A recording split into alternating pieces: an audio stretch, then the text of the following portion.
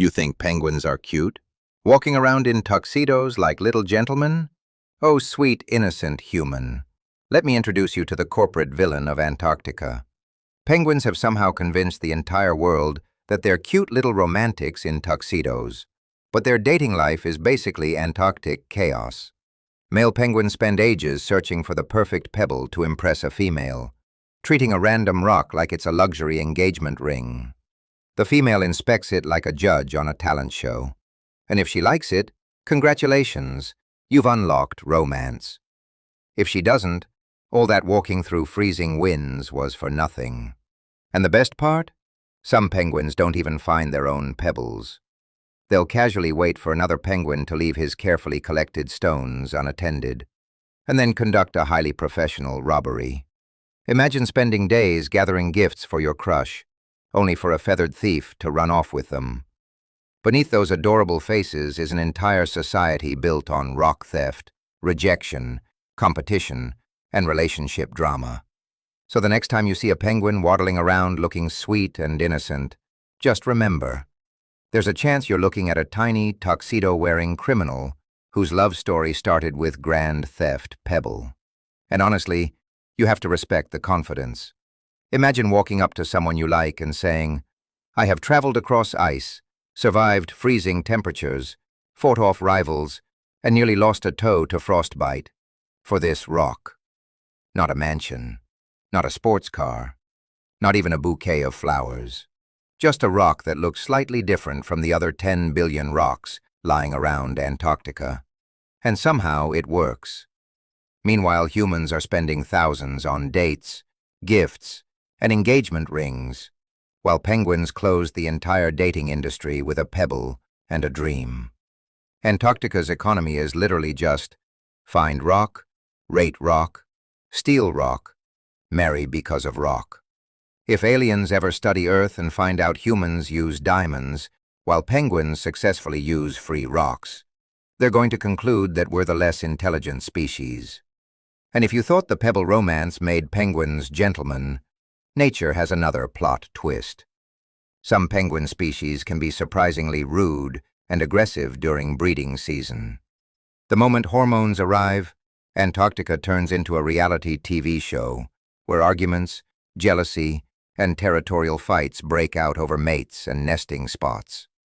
One minute they're presenting pebbles like polite little romantics.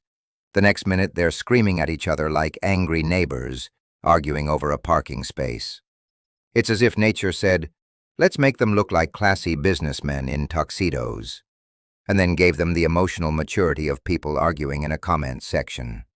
So yes, behind every adorable penguin documentary is a season of drama, rivalries, theft, and enough relationship chaos to keep a gossip channel running for years. And now for Antarctica's favorite plot twist. Loyalty isn't always as simple as the documentaries make it sound. Many people think every penguin finds one soulmate and lives happily ever after like a Disney movie.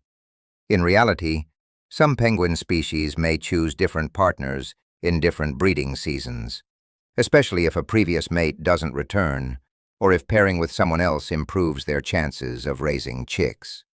So while humans are busy calling penguins the CEOs of loyalty, some penguins are out there treating relationships like a seasonal contract. Imagine returning next year, expecting a romantic reunion, and finding your former partner saying, "Thank you for your service last season. We have decided to move forward with another candidate." No dramatic breakup text. No awkward conversation. Just corporate restructuring in Antarctica. Nature really made them look like tiny gentlemen in tuxedos, then quietly added enough dating drama to fill 10 seasons of a reality show. And if you think penguin parenting is always wholesome, Antarctica has another surprise. Some penguin parents are incredibly devoted, taking turns guarding eggs and feeding chicks for weeks. But nature isn't a fairy tale. If food becomes scarce, conditions get too harsh, or a chick is too weak to survive. Some penguin parents may stop investing energy in that chick and focus on the offspring most likely to survive. Harsh? Absolutely. Antarctica doesn't hand out participation trophies. Imagine a penguin parent looking at the freezing weather, empty stomach, and impossible odds and saying, "Son, I love you. But the budget report is not looking good this quarter." It's not because they're evil, it's nature's survival strategy. Still, it definitely ruins the image of penguins as perfect little family influencers, posting wholesome Antarctic parenting content all day. People think penguins are the kings of loyalty. Then breeding season arrives and suddenly, Antarctica becomes LinkedIn for relationships.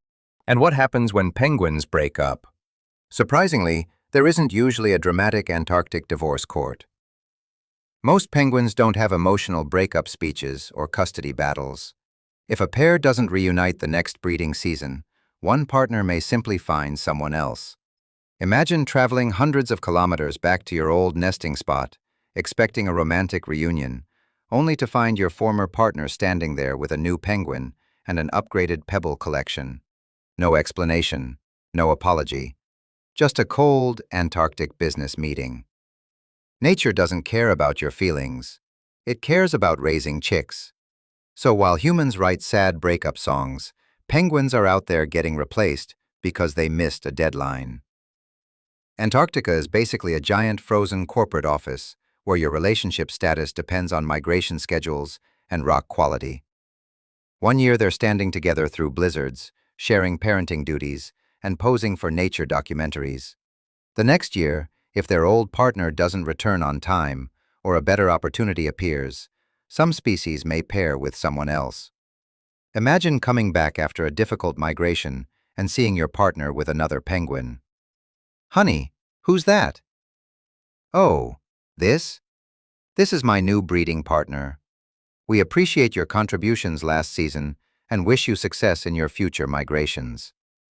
No crying, no breakup letter, no couples therapy. Just an Antarctic HR department informing you that your contract was not renewed. To be accurate though, penguins generally don't dump a mate because they're ugly now. Most partner changes happen because mates don't return, arrive late, or breeding success is better with another partner. Nature is practical, not romantic. Penguins spend months traveling through deadly oceans, surviving predators, storms, and starvation, only to return home and get rejected because another penguin found a slightly nicer rock. So the next time you see a penguin waddling around looking cute in its little tuxedo, remember, behind those innocent eyes is a creature that may have stolen rocks, screamed at its neighbors, switched partners, and survived enough relationship drama to fill an entire Netflix series.